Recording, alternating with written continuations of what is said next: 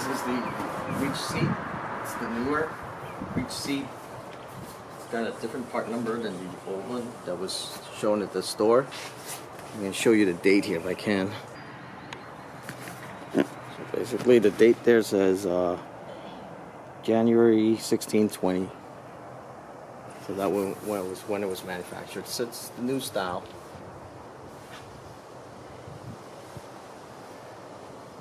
The difference between the new Reach Seat and the original stock seat. The stitching is also a little different on the new Reach Seat. You can see it's stitched this way instead. And again, this part is only 1 inch wide. The older Reach Seat is more like a Super Reach Seat. It's almost 2 inches wide. Right? So it brings up, it pushes you way too much towards the tank. Okay, so the advantage is, I think, a lot with the passenger too, because you can see how wide this is compared to the stock. And the stock seat, the cushion is really soft, so when you bottom out, you really hit hard. Here, the cushion is really thick. You can see the difference. This is much thicker, so it's much more comfortable for the passenger. Here it is. Again, I'll try to keep it about the same height. I'm only 5'5". Let's see my inseam. Not the same seat as the one at Harley Davidson that has the demo label all over it. The newer Reach Seat is actually not as wide, and it's a little closer between your legs so that you can actually reach the ground without spreading your legs so far apart, especially for shorter people like me. We're going to take this back seat off, and I'll bring the bike up just to show you. Okay. Alright. I'm going to bring the bike straight up. You can see I have both my feet on. My heels are not exactly touching the ground, but I'm pretty confident in here.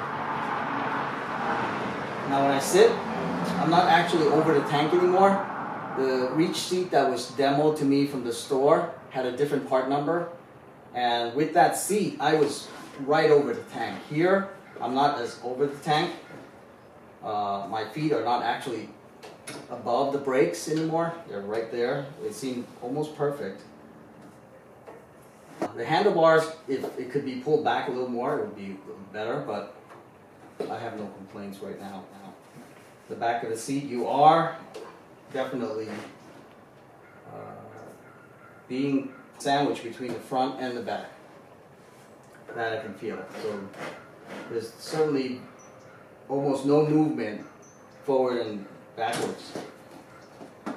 But yeah, it's definitely much more sturdy. I can kind of control the bike without having to tippy toe.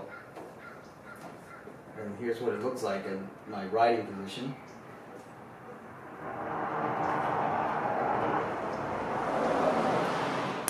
You can see it's about 11 inches.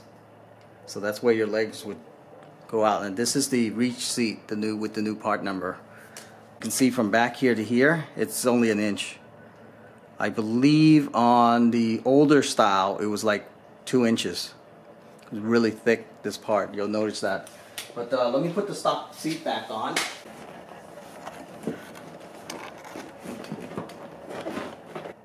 It's about the same, you see that?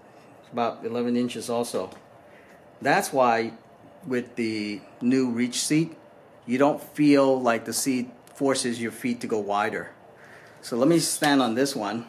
With the stock seat, the bike's on the center stand. It's not raised up. It's actually just resting. You can see it can actually rock back and forth. I definitely have to stand, raise my heel up a little bit. You can see that on the floor there. I am not even touching the back of the seat. If I touch the back of the seat, I would be this far back, right? So my comfortable position is here. Position for me. Now there's a little bit more cushion here, of course, because the Reach Seat is a little bit lower, so I'm sure they shaved off about a little more than ½ inch worth of cushion. But in terms of my legs being spread, it's about the same. Here's what it would look like.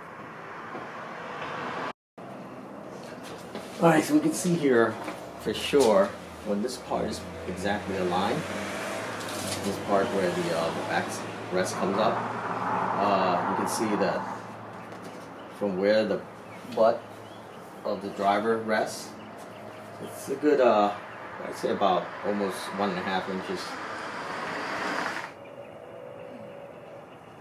The width here, where the legs would go out, is about 11 inches. Just same here. So it's pretty good in that respect.